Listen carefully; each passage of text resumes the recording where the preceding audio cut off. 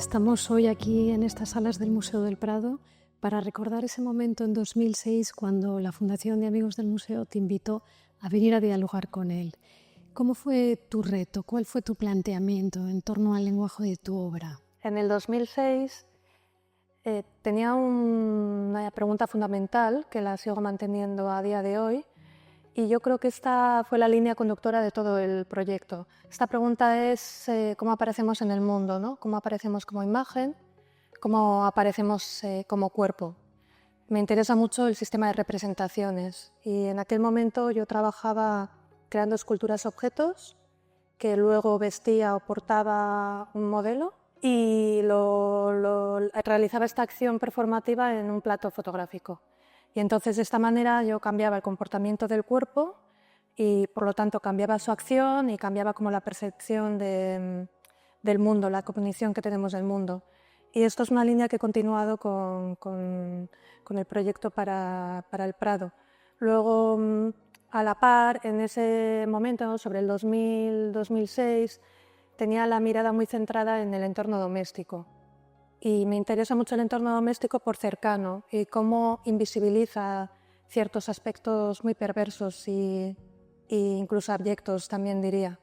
Y quizá por esa mirada a lo cercano, a lo doméstico, elegí dos obras del Renacimiento, una italiana y una flamenca, donde vemos una mujer dentro de un interior doméstico.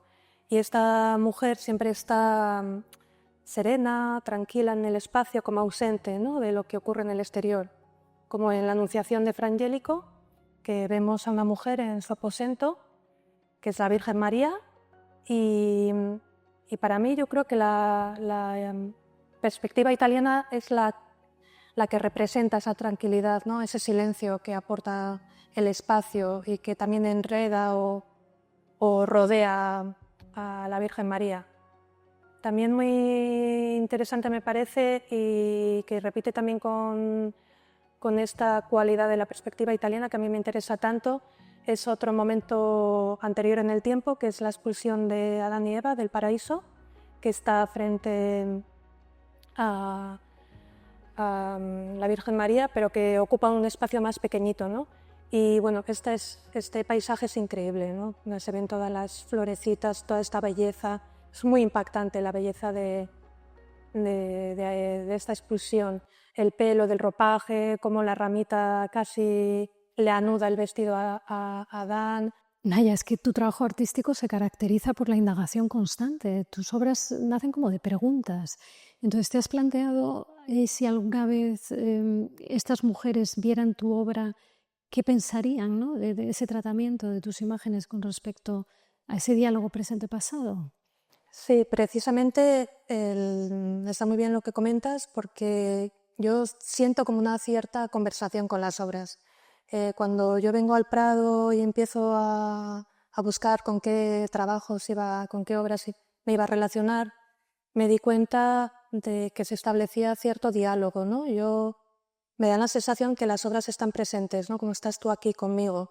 Yo las miro y me ven de vuelta, y esa devolución de la mirada establece una relación y establece una conversación, me sitúa. Entonces yo misma me hago preguntas sobre mi propio contexto. Quizá no tanto ellas sobre mis propias obras, ¿no?, sobre las imágenes actuales, sino que hay una cierta empatía, una cierta relación que me hace a mí preguntarme sobre ellas, ¿no? Pero también me pregunto sobre el contexto suyo, ¿no? Y en el caso de Fra Angelico, con la Anunciación, aquí tenemos a la Virgen María a la derecha, Eva a la izquierda. Son dos mujeres que representan dos roles, ¿no? El rol de la pecadora, el rol de la redentora. Es que parece que tenemos que continuar siempre así, es que esto no puede tener una segunda lectura. Y me parece que esto está durando ya demasiado, ¿no? Y bueno, sí que es verdad que estas indagaciones, estas preguntas aparecen en mi trabajo. También me sorprendió mucho el uso del arte para adoctrinar, ¿no? El poder que tiene la estética como para dar como moralejas o dirigir ciertas conductas. De hecho, aquí tenemos en esta misma sala un cuadro de Sandro Botticelli. Para mí es un ejemplo perfecto de esta sorpresa, ¿no?, que se me produjo al ver estas obras.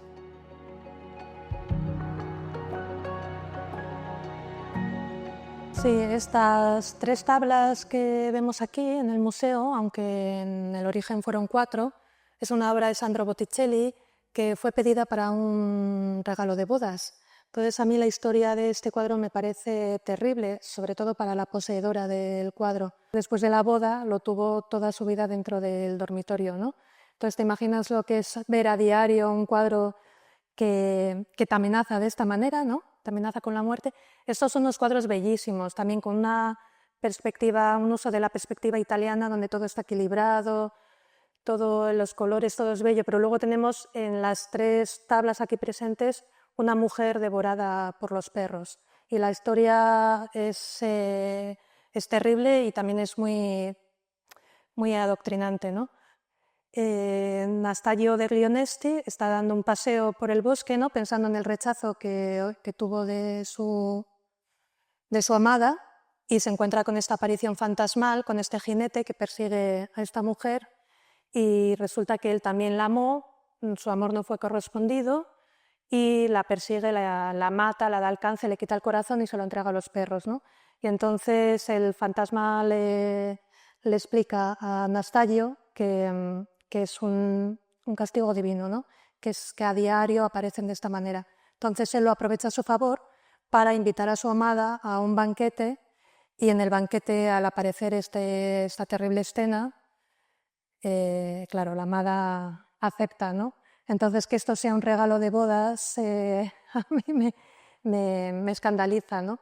Y luego, sobre todo lo que me interesa, y lo hilo un poco con lo que hablaba al principio, con este interés que tenía yo por lo cotidiano, por lo cercano, ¿no? Que por hábito y por repetición queda invisibilizado, aquí también esta violencia queda invisibilizada por la belleza de la estética. Si es que hasta el cuerpo desnudo y devorado de la mujer, ¿no? Es bonito.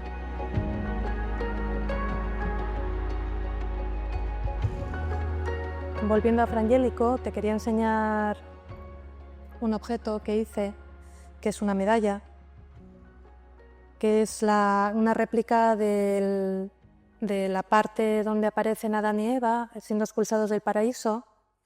¿Te acuerdas que empecé explicándote que trabajaba con la escultura, con la acción performativa y con la fotografía, ¿no?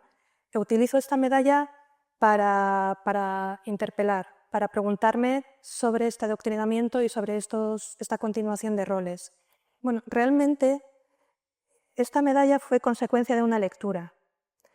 Tengo por costumbre leer sobre los temas que me interesan, y en el momento del trabajo estaba leyendo a Erich Fromm, que es un filósofo alemán que tiene un libro, Y seréis como dioses, que es la frase de la serpiente que les dice a Adán y Eva: comed de la manzana del conocimiento y seréis como dioses.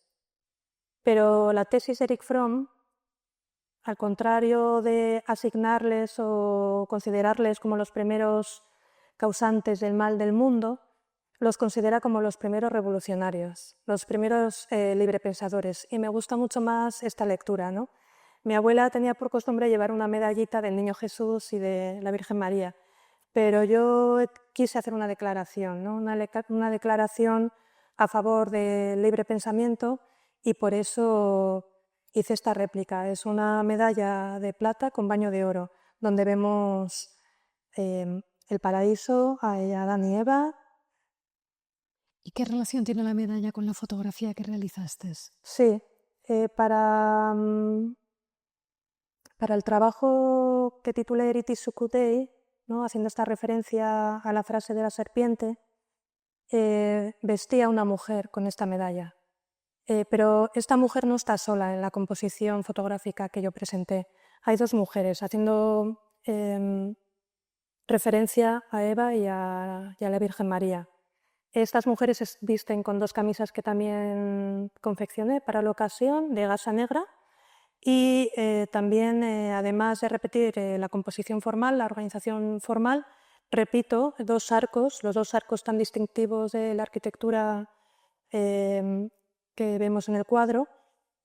Por una parte vemos el arco aquí en la medalla, en la forma de la medalla, pero también aparece en el pecho, ¿no? Ese ya sería una forma invertida, y ese pecho tiene doble gasa para que destaque más el color del oro, haciendo referencia al color dorado de las alas del ángel, y bueno, que predomina en el cuadro.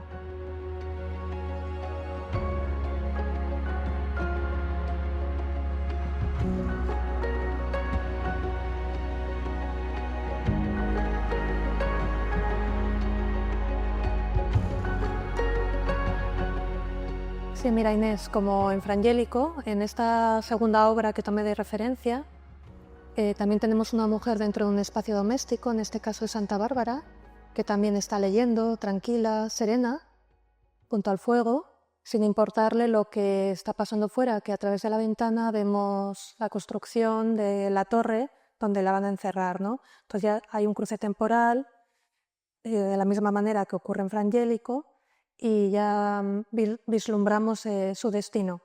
Así como que yo veía a Santa Bárbara tan sola, ¿no?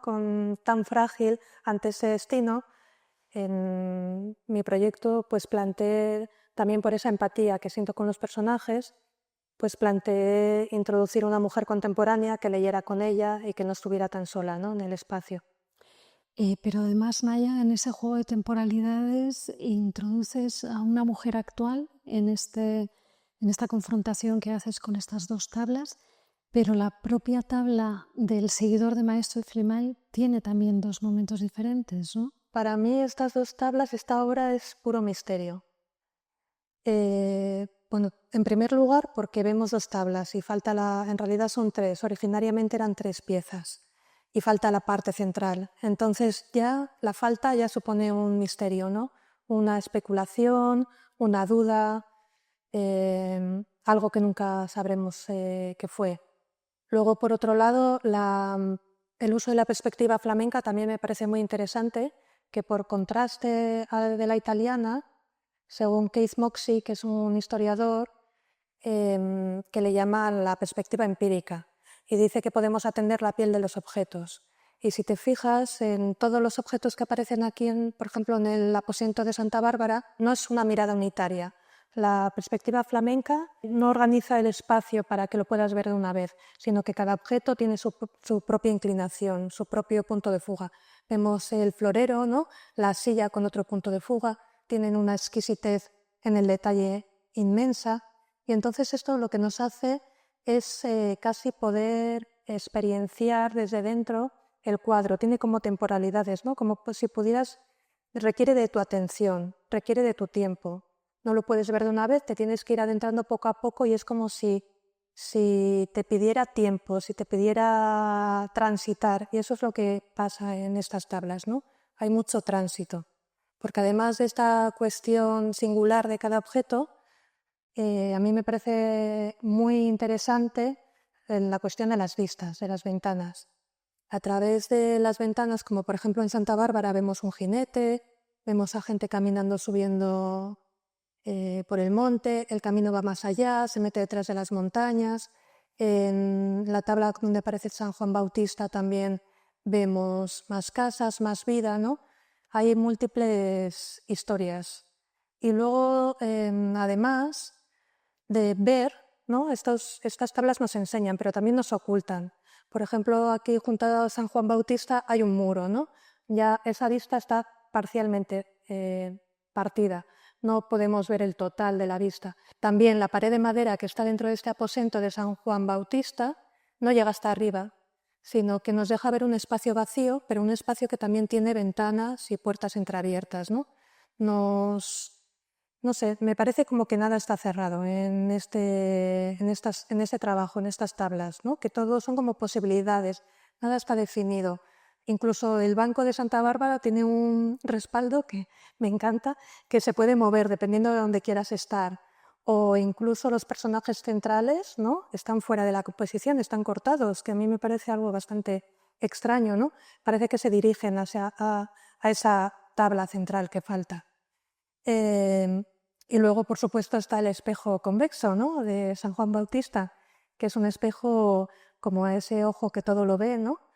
Y que lo que hace es romper con el espacio compositivo y nos enseña lo que está fuera, ¿no? De fuera del encuadre, que es nuestro espacio, que ya te hablaba ya de mi situación, ¿no? Al ver los cuadros, es como que si yo tuviera que estar reflejada ahí, ¿no? Pero luego miras un poco más y también ves una puerta entreabierta, otros dos franciscanos, también una ventana con más casas, más vida, ¿no? Y bueno, al final ese ojo lo consideré utilizar ese gran espejo como parte central del trabajo. Y ahí es donde decidí introducir a Santa Bárbara junto con con esta joven contemporánea. Y para esta obra que hiciste confrontando estas dos tablas, ¿también utilizaste algún elemento externo? Sí, para la foto que realicé a partir de esta obra, lo que hice fue la pared de madera que vemos en la celda de San Juan Bautista, y también hice el espejo, conseguí un espejo real, igual al que está ahí, ¿no? Y también le coloqué la misma cuerdita, el mismo clavito, y esto lo fotografié. Y luego a la par pues encontré a una mujer muy similar a Santa Bárbara, que le organicé como un atuendo con una tela para que tuviera como la misma prolongación corporal que tienen estos atuendos, ¿no?, tan característicos de esta época. Y luego le saqué una foto con un gran angular, y con un fotomontaje digital introduje estas dos mujeres y este espacio, ¿no?, doméstico en ese ojo. Lo único que ya luego también compositivamente, y para un poco hablar de este movimiento, de este tránsito de la pieza, ya también metí un par de elementos más de la pintura, ¿no? Detrás de esta pared real sí que también con un fotomontaje introduje un pedacito de ese espacio vacío con esa puerta abierta, ¿no?, con esa posibilidad de seguir pasando, de seguir caminando. Y luego, para trabajar la profundidad de la fotografía, coloqué dos primeros planos. Una parte del ropaje de San Juan Bautista y la puerta por la que está pasando el franciscano.